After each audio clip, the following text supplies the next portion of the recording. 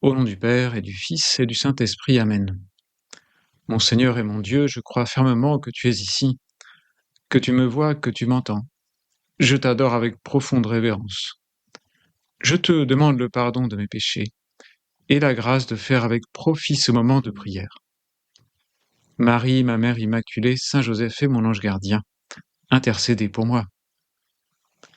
Ces jours-ci, nous sommes spirituellement dans l'attente de quelque chose de très bon, de grand, de la part de Dieu. Nous t'attendons, Seigneur Jésus, même si tu es déjà venu il y a 2000 ans, mais nous revivons cette attente du Messie. Je sais qu'il vient, le Messie, celui qu'on appelle Christ. Quand il viendra, c'est lui qui nous fera connaître toutes choses, disait la Samaritaine à Jésus. Elle ne savait pas qu'elle parlait justement au Messie, qui était né 30 ans auparavant à Bethléem. Et Jésus et toi, Seigneur, au même moment pratiquement, à la synagogue de Nazareth, tu interviens et tu cites le prophète Isaïe en t'attribuant ces paroles. Tu as été, Seigneur, envoyé annoncer la bonne nouvelle aux humbles, guérir ceux qui ont le cœur brisé, proclamer aux captifs leur délivrance, aux prisonniers leur libération, proclamer une année de bienfaits accordée par le Seigneur. Une année de bienfaits de la part du Seigneur, ça nous fait penser au jubilé, à l'année sainte 2025, sur le point de commencer, mais il semble qu'on n'en a pas encore beaucoup parlé dans l'Église. En tout cas, quand j'interroge des collégiens, lycéens que je connais, c'est peu de conscience.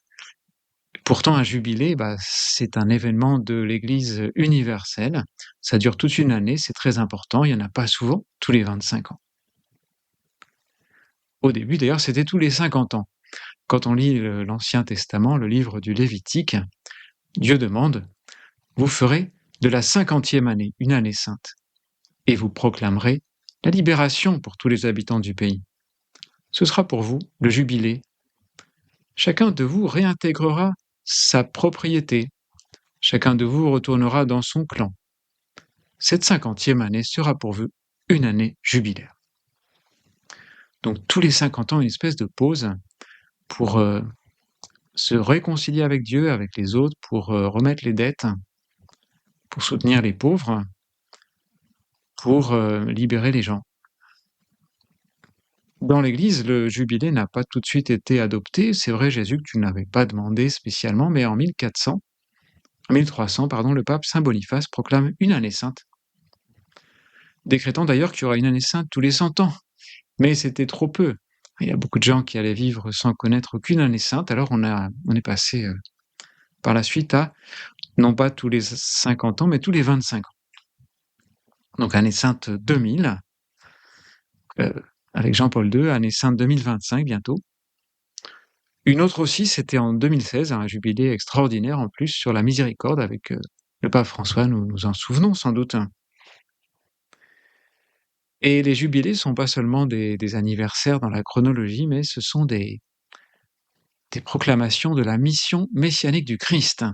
Jésus a dit lui-même une année de bienfaits, et Seigneur, ce n'est pas qu'une année, c'est une éternité de bienfaits avec toi.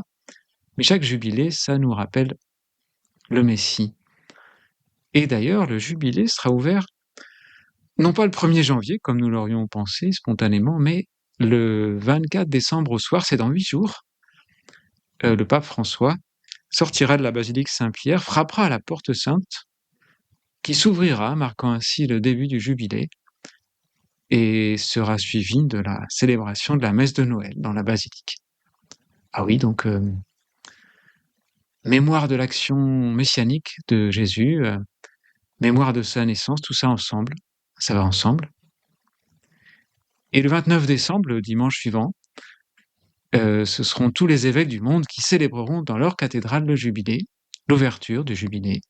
Donc si tu vas à la messe dans la cathédrale le dimanche 29 décembre, le jour de la Sainte Famille, tu assisteras peut-être à la messe d'ouverture du jubilé. Et puis dans l'année à Rome, il y aura pas mal de convocations de divers groupes. Jubilé de la communication, jubilé des forces armées de la police, jubilé des bénévoles, jubilé des adolescents, ce sera juste après Pâques. Jubilé des jeunes, 25 juillet, 6 août, un beau programme. Mais au programme plus habituel du jubilé, il y a la confession. Beaucoup de confessions qui seront, j'espère, célébrées en 2025. Le pape a même demandé que les prêtres soient plus disponibles, hein. Il y a même un document qui recommande de reprendre la pratique de la confession pendant la messe. Bien sûr, il faut être plusieurs prêtres, hein. Des messes importantes, des messes par exemple de Noël où les gens viennent pas souvent, enfin ils viennent simplement peut-être à cette messe-là, qu'ils puissent se confesser aussi pendant ces messes-là, sinon quand se confesseront-ils? Mais ce n'est pas suffisant. Oui, la confession, bon, c'est suffisant pour être pardonné, mais nous le savons, dit le pape dans la bulle d'indiction du jubilé que je te laisse dans l'application, la confession, eh bien, n'efface pas toutes les traces. Le péché laisse des traces, des conséquences externes de ce qu'on a fait de mal, et aussi des conséquences internes. Parce que tout péché, même véniel, même petit, entraîne un attachement malsain. Et ces défaits résiduels du péché, il faut les éliminer par la pénitence. Au purgatoire aussi, c'est ce qui se passe. Mais avant ça, et essayons d'échapper au purgatoire, eh bien, aussi par l'indulgence. L'indulgence, c'est au programme du jubilé. Un document officiel, d'ailleurs, est paru, je le mets aussi comme lien sur l'application, sur les indulgences de cette année 2025. Les fidèles sont invités à effectuer en paroisse ou seul un pèlerinage dans une église jubilaire. Aller dans une de ces églises, dont la liste est publiée par chaque diocèse, et puis aussi observer les conditions habituelles. Donc, communion dans la semaine, confession dans la semaine, et prière aux intentions du pape, et aussi et surtout rejet ferme du péché. C'est peut-être le plus dur, ça, comme condition. Rejeter vraiment le péché. Je veux pas pactiser, Seigneur, je veux aucun accord avec le péché, hein, même si je suis fragile, mais je le rejette. Et si je le rejette bien, je peux gagner pour moi-même ou pour un défunt une indulgence plénière, hein, l'effacement de toutes les traces du péché. Pour un défunt ou moi-même. Pour un vivant, non, il faut que le vivant le gagne lui-même. Donc si j'ai un ami, une amie, je peux lui dire, écoute, c'est pas très bien ce qu'on a fait, hein, ou ce que tu as fait, et donc tu devrais te confesser, et puis aussi tu devrais gagner une indulgence, hein, pour effacer les traces, et on lui explique comment faire. D'ailleurs, comment faire? Il y a les pèlerinages, on vient de le dire, puis dans ce document, on découvre aussi qu'on peut avoir l'indulgence jubilaire en participant à une mission populaire, aux exercices spirituels, c'est-à-dire si on fait une retraite cette année, ou à des rencontres de formation sur le texte du Concile Vatican II ou du catéchisme de l'Église catholique. Ça, c'est possible, même on peut l'organiser soi-même pour des amis. Étudier ensemble Vatican II ou le catéchisme de l'Église catholique, ça nous fera gagner une indulgence. Et aussi, les fidèles pourront bénéficier de l'indulgence jubilaire en visitant durant un temps suffisant des personnes en difficulté. Malades, prisonniers, personnes très âgées, isolées, handicapées, accomplissant ainsi un pèlerinage auprès du Christ présent en eux. À chaque fois que je fais quelque chose, Seigneur, pour les pauvres, eh bien, je le fais pour toi, et ça peut me faire gagner une indulgence jubilaire.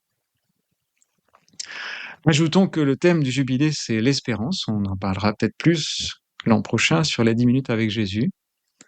Peregrinantes in spem, c'est la devise du jubilé, pèlerin de l'espérance. Pèlerin parce que tant qu'on est sur la terre, c'est pas gagné, il faut marcher, mais de l'espérance, hein, parce que nous savons que nous sommes faits appeler à un bonheur éternel, un bonheur très grand. Alors oui, l'Église ouvre son trésor bientôt, c'est dans peu de temps. On prépare à la fois Noël et l'ouverture de l'année sainte, ce cadeau inattendu, dont on n'a pas encore assez parlé, que la Vierge Marie nous aide à nous préparer à la naissance de son Fils et au début de l'année sainte 2025. Je te remercie, mon Dieu, des bonnes résolutions, des actes d'amour et des inspirations que tu m'as communiquées dans cette méditation. Je te demande de m'aider à les mettre en pratique Marie, ma mère immaculée, Saint Joseph et mon ange gardien, intercédez pour moi.